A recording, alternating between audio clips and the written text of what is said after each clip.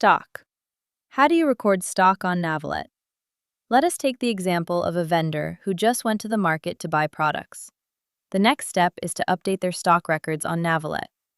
Navolet requires 4 things to record stock: quantity of the product name, cost price, which is the price you bought it, and selling price, which is the price you intend to sell it.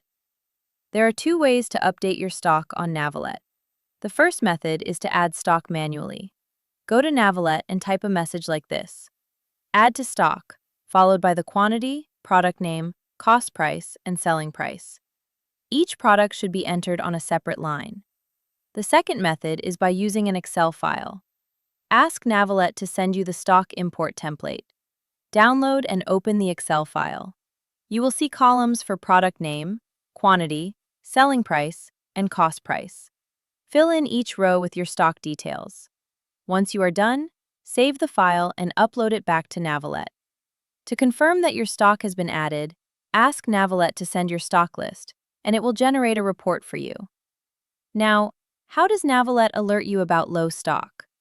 By default, the low stock threshold is set to 5 units.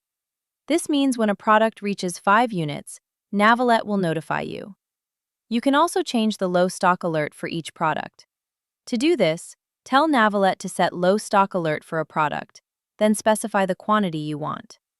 Earlier, we mentioned product linking, also known as aliases.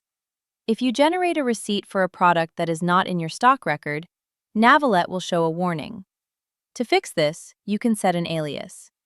Simply tell Navolet to set alias of a product name to another name.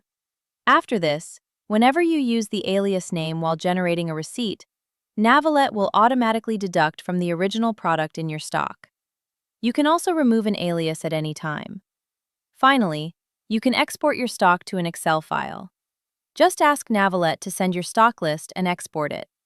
Thank you, and see you on the next one.